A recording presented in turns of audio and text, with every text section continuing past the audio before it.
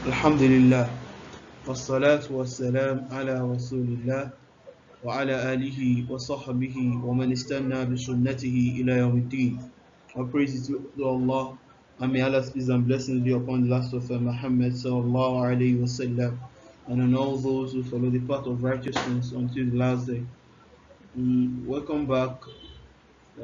This is going to mark the beginning of the session, and we are going to look at some grammatical concepts on the first dars, that is the dars al awwal, some lessons, grammatical lessons that the author intended for us to draw out. So we look at it, and hopefully some things I'm going to rush over them so as not to make the lesson too intense and such that it now become complicated. So this week, inshallah, we look at sentences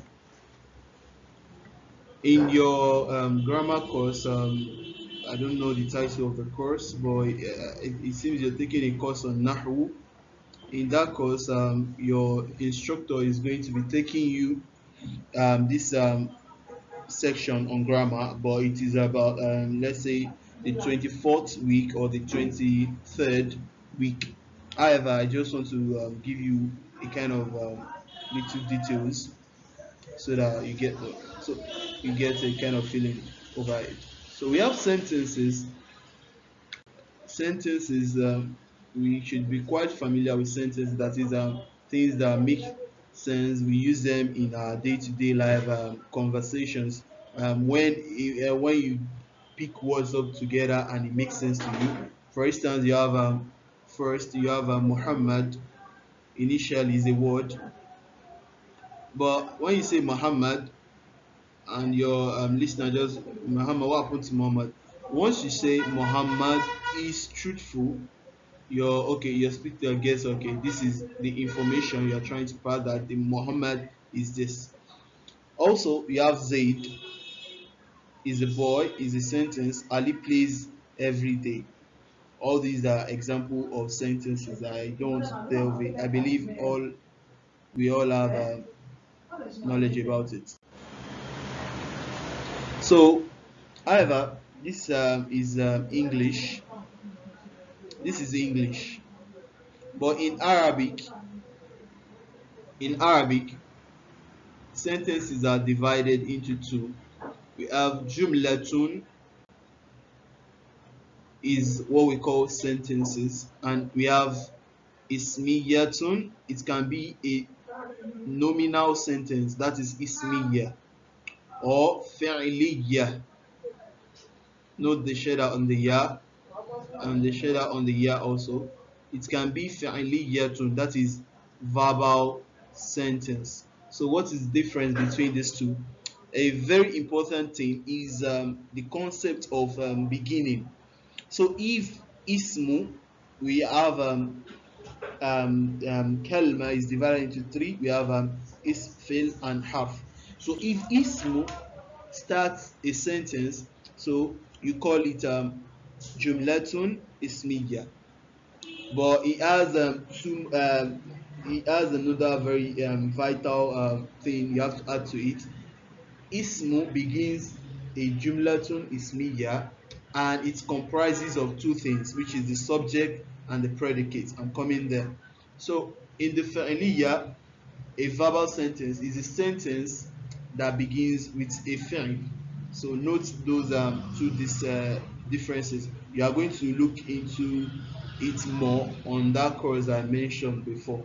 So this is just a kind of brief introduction to concept of sentence so that you can get the lesson. So subject, if we say jumlatun ismiya, so we have is just a linking verb in between. Is a linking verb in English.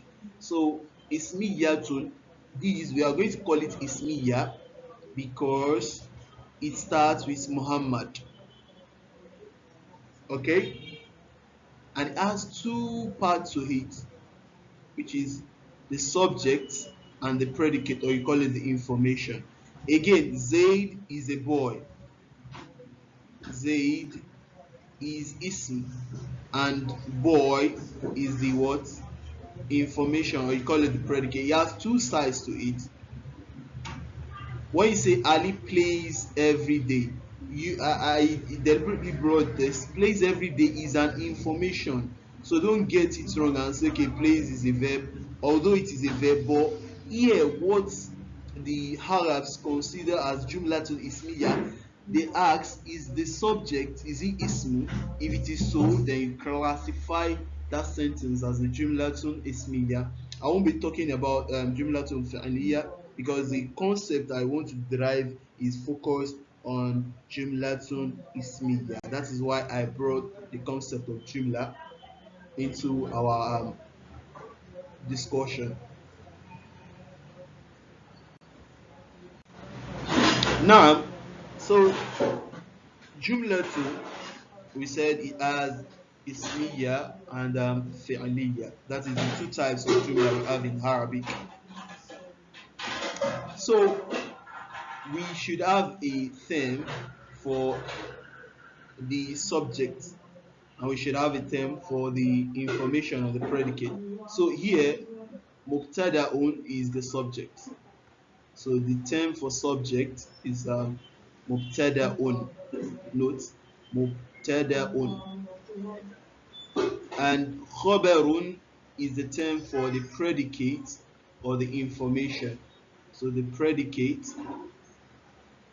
So if I say Muhammad is a boy, so the khabar is a boy, the predicate.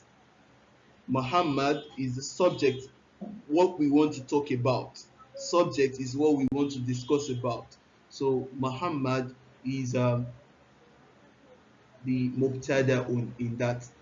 However, the way they are structured, they have rules. That is, grammar deals with rules. Okay, how do we place the subject? How do we know it is the subject in the sentence? So because of that, we are going to look at the rules. So what are the rules? The rules are that the mubtada, which is the subject, has to be ma'rifa. Ma'rifatun. Ma'rifa means definite. If you had I believe the reason you are taking this course is probably you have um, read the first part of durus lugha, that is the part one. So let me revise that for you. So if we have baytun, the meaning is a house. If I want to make this definite, I'll add alif and lam. Once I add alif and lam, I can't have a tanween on the bait anymore. So I have al-baytu, al-baytu, the house. That is definite. So this is what we are talking about. This is what can be a mubtada. It has to be. That is the basic rule. There are some exceptions, but this is the very fundamental rule, is that what mubtada has to be ma'rifa. So the house. But the point of argument you might want to raise is that Muhammadun has tanween. Is it a ma'rifa or nakira? I would say it is ma'rifa. The reason is that though in its structure Muhammadun, it has tanween, however the meaning it connotates or the meaning it denotes is ma'rifa, because it is a proper noun. So this is the kind of exception to right. So Muhammad, though it is written in tanween form, but it is definite because it is a proper noun. Likewise Zaydun, likewise Aliyun, and like that, like that.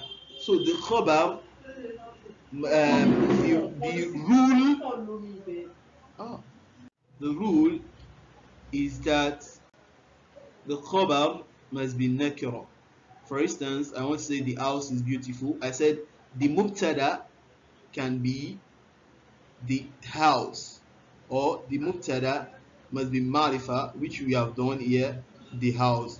Beautiful, what is beautiful? Jamilun.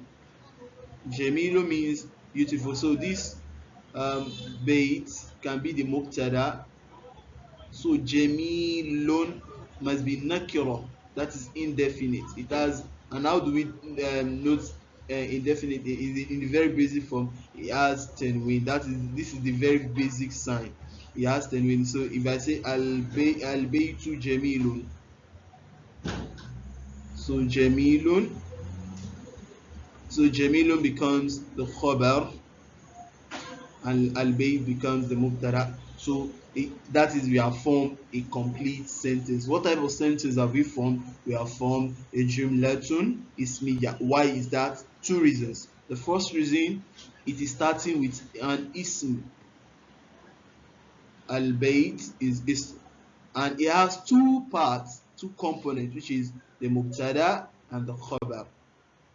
That is jumlatun ismiya. So it means it gives us a complete meaning, or it makes sense to us. So al-bayt jamil, the house is beautiful. It makes sense to us. So other thing that is very important is it is marfu. That is what ends marfu on. That is the ending. Marfu is just a kind of generic term to mean dhamma. So the meaning of marfu is just that dhamma and anything that has been used to represent dhamma. That is what marfu means. It means it is taking dhamma, or it takes dhamma, or anything that has been used to represent dhamma or replace dhamma. Do you understand? So if probably that word cannot take dhamma, thing that can represent it will also denote that marfu state. So you look into it more. So likewise, khabar also have to be marfu, that is taking dhamma to dhamma. It must be dhamma. That is just it. Two dhammas, and it is taking dhamma, yes, or anything that. So the second one we're looking into is an-naw. An-naw means the gender. So the thing here is that mubtada, we have just type of gender. It can either be masculine or feminine. Mubtada can be either of any. You can make your mubtada masculine, you can make it feminine, depending on what you want to use it for. But the major thing is that the khabar must match your mubtada.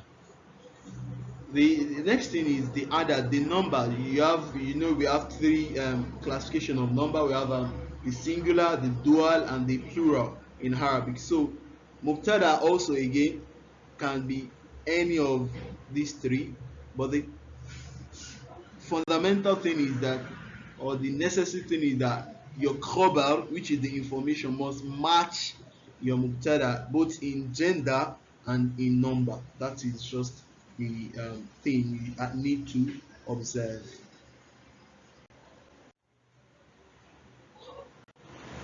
Now, moving on. So as we have said, so I want to give you a kind of example on what I'm saying. So here we can say this is an-naw'u. An-naw'u. We can say here is an-naw'u. This is the gender. So mind my handwriting. We are just managing.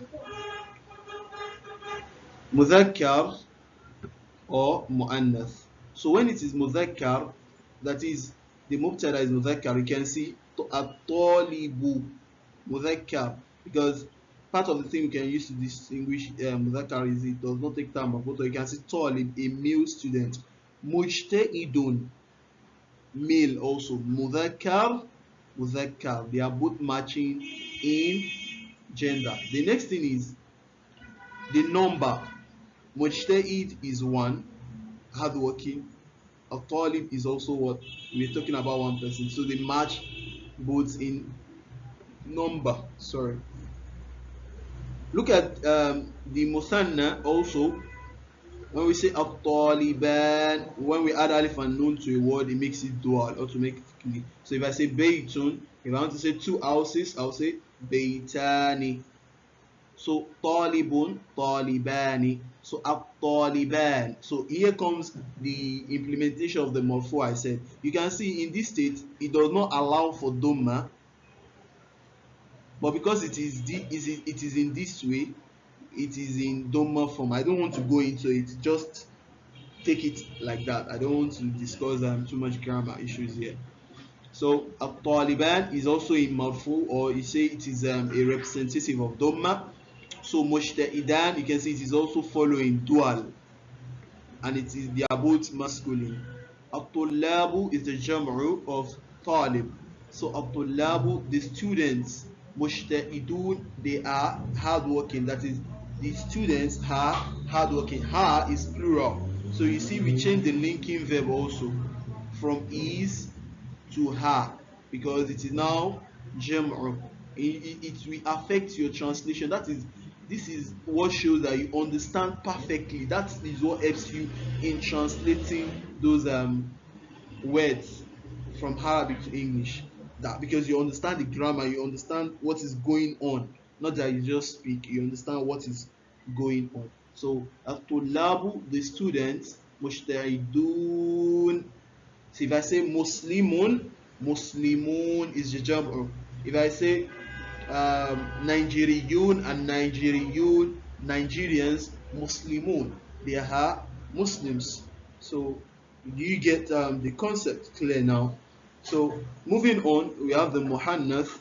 We say ta marbuta is what shows us that it is muannath, alamatu ta'nith. So at-taliba, that is female student, mujtahida, is hardworking. Can you see mufrad? At-talibatan, you add alif and nun to the talibatun, it becomes at-talibatan. That is, the two students, mujtahidatan, are hardworking. You can see it affected the dual also. At-talibatu, you can see talibatu marfu. Note the marfus also. They are taking marfu. Mujtahidat are hardworking. So this is the concept of jumla. I hope it is clear.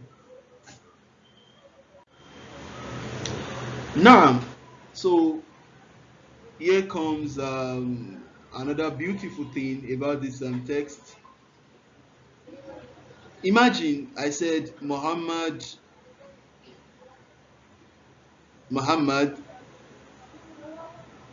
is a boy. What if that was a mistake and I want to negate the sentence? How we said this is jumlatun ismiya. Okay, we already know how we form it. Muhammad is a boy. Muhammad is a boy. And I want to negate it. How will I negate it? There is a challenge. How do you solve the challenge?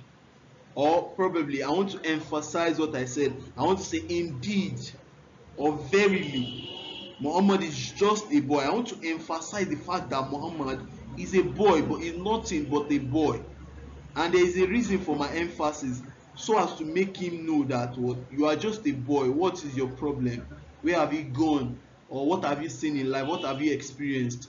So there are contexts whereby I need to emphasize what I'm saying. Like in Yoruba, you can't just wake up and say walai mo ti ṣe kíní yẹn, and I'm not doubting you. I will be like, why do you have to say walai? So there are particular times that we have to emphasize, why there are sometimes we don't need to. I hope you're getting me clear. When the person is doubting you, there is a need for emphasis. So how do we now emphasize in Arabic? That is another point of discussion. So Dr. Abdul Rahim brought that to us. He said in the fifth termine in our course, the test for our course, he said, اقرأ الأمثلة الآتية. You should read the following examples. Here we have al-mudarrisu, the teacher, jadidun, is new. Which type of sentence is this? Jumlatun ismiya. What is the reason? Al-mudarris is ism, and it has two parts to it, which is the mubtada and the khabar. Fatimatu tabibatun. Fatima is a doctor. You can see tabibatun, ta marbuta, ta marbuta. That is the gender. Fatima is one, tabiba is also one. Because if it is not one, it becomes tabibat. Okay? Hamidun mutazawwij. Hamid is married. So he was not asking us to read. But in this reading, let's read. Let's read. So we have innal mudarrisa jadid. You be like, if you are very, very, very conscious, be like, what happened here? If you are very critical in your reading, and you be like, in Fatima tabiba, so what is happening? In Hamid and Mutazawwij, what is happening? What could have happened? So it becomes our subject we need to look into.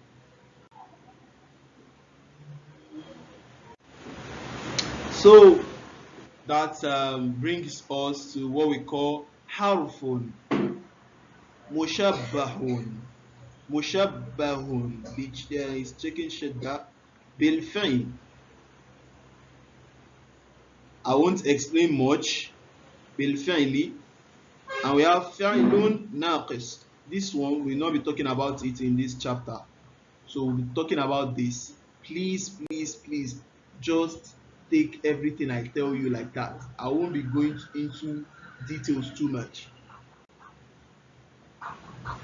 So inna, this inna is called harfun mushabbahun bil fil. It looks like a fi'l.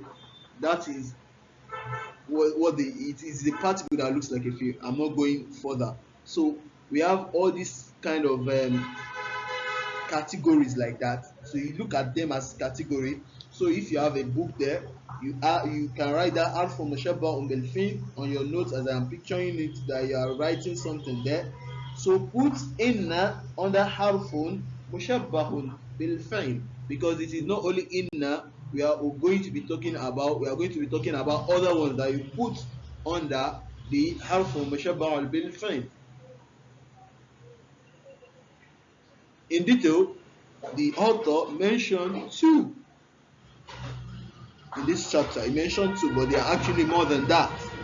So let's look into those two and not make our life complicated. So are you ready? Good. So as-sayyaratu jamilatun. We already know this kind of structure. It is jumlatun ismiya. Why? As-sayyara is ismu and it has two parts to it, al-mubtada wal-khabar. Good. Can we look into more details and see if this conforms to the grammatical rule we have learned? Let's see that. We said after we have checked that it is jumlatun ismiya, and we want to confirm, we want to investigate. Let's investigate. Part of the investigation is that marfu, it must be marfu, that is taking dhamma or its representative. Marfu, you can see it, marfu, it satisfies that condition.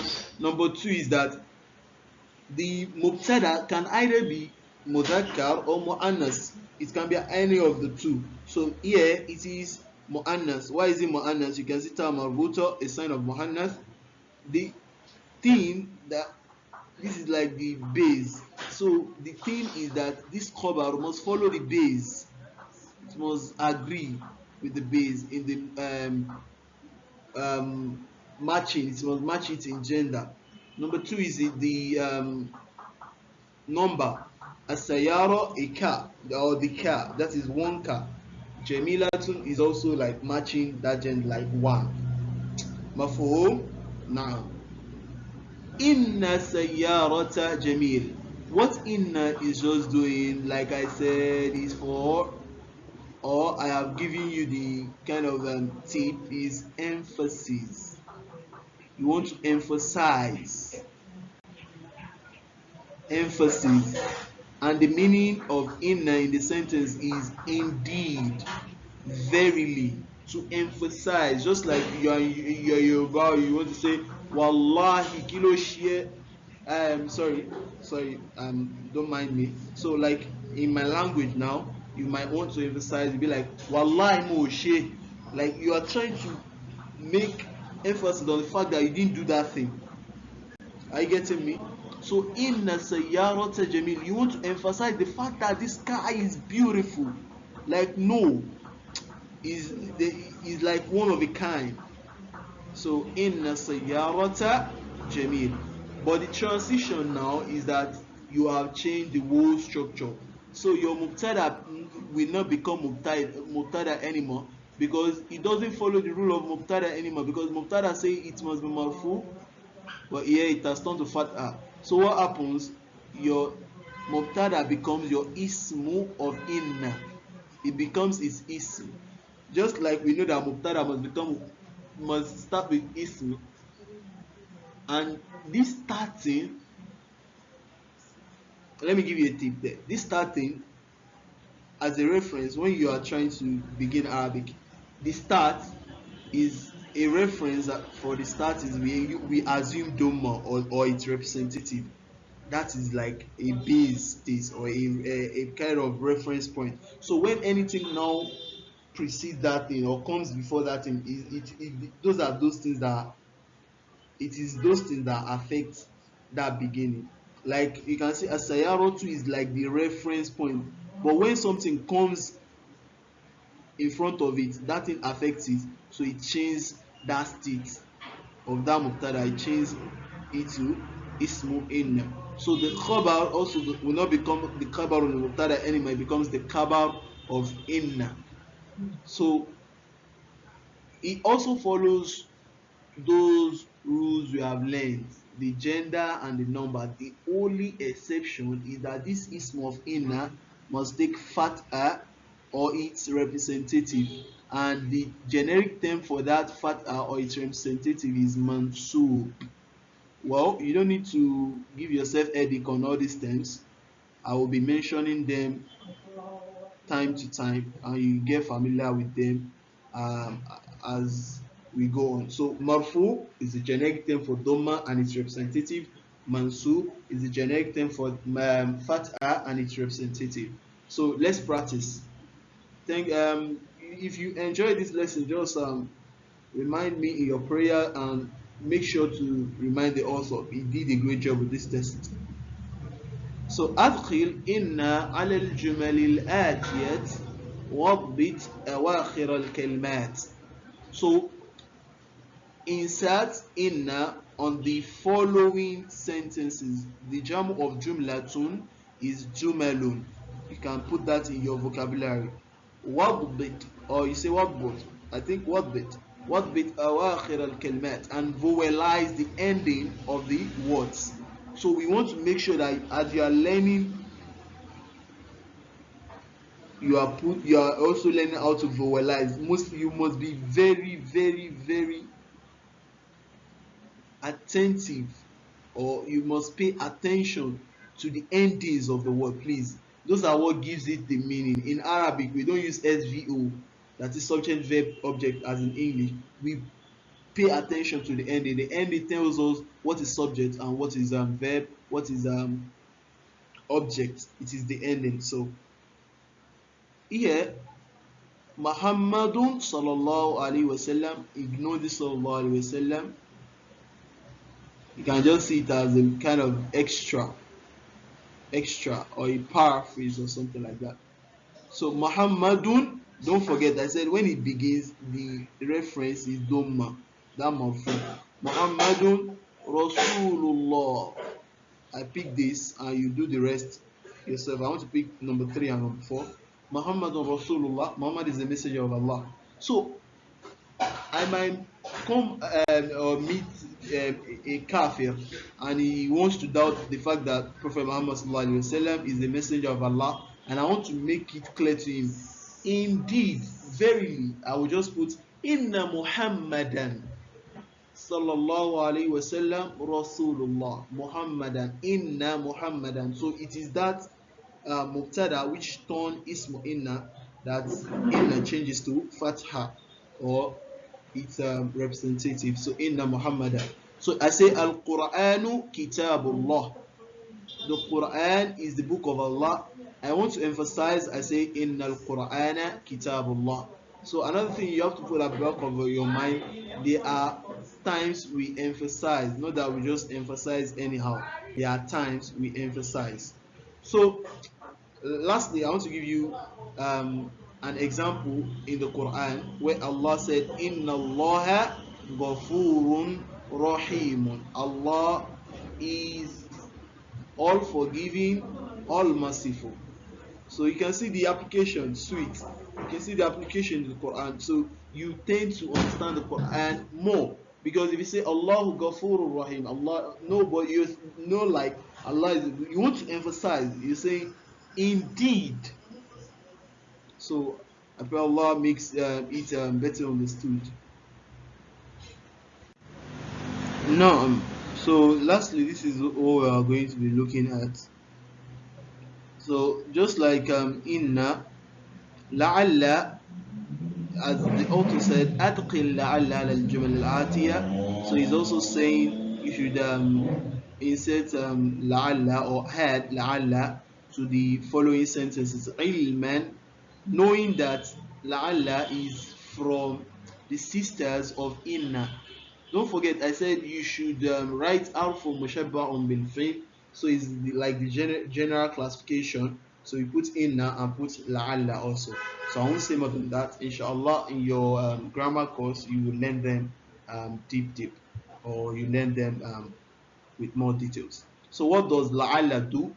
It takes also jumlatul ismiya, it transforms it into a kind of sentence that denotes doubt. You're not sure. Something like possibility. It makes it something, it changes it from kind of certainty. Like when you say Muhammad is a boy, you know it's certain. So when you want to transform something into a kind of possibility, so you use la'alla. So that's one of the usage. So when you say huwa bi khair, he is fine, but you want to kind of express doubt, or maybe you're not sure, so you might say, or you should say la'allahu. La'alla plus huwa becomes la'allahu. And don't forget that this huwa becomes like inna, ismu la'alla, not mubtada anima. Here huwa is also ismu. Don't forget, it's a pronoun, it's ismu. So bi khair is the khabar.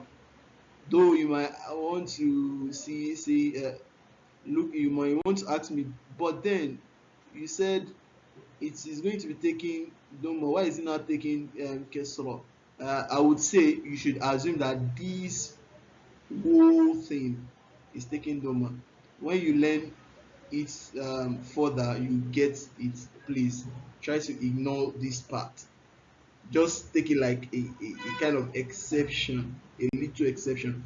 But to simplify things, you can just take this both be khairin, everything all together as a khabar, and the khabar you can assume it is in that state of the marfu. So I think that is clear. Again, be khairin, the b is the one that gives it the kesra, fine, but the b and the koi all together, you can put it in an envelope. You envelope it and you put a tag on it that it is still khabar. Since it is khabar, it means it is taking the marfu, but you are not saying it for some reasons. That settles that. So huwa bi khair, you want to transform it into possibility. It becomes la'allahu bi khair. La'alla plus huwa together, when you match them, it becomes la'allahu. You take the khabar la'allahu bi khair. Perhaps, or perhaps it is fine, or you say maybe it is fine, something like that. So anything that connects possibility. So the khair now becomes khabaru la'alla. So that settles that. Both on the inner aspect, you should try to do this exercise as a practice, and you should mind yourself that the whom and the mubtada changes to ismu la'alla, or if it is inna, it becomes ismu inna, and you put it at the back of, as you are doing it, don't just do it. That is the reason why I did this or presented this video, to make you understand the concept, not just you're doing them. Understand what you are doing as you are going on. Put it at the back of your mind, not that you are just writing. So barakallahu fik, subhanakallahu wa bihamdik, ashhadu an la ilaha illa anta astaghfiruka wa atubu ilayk. Till the next lecture.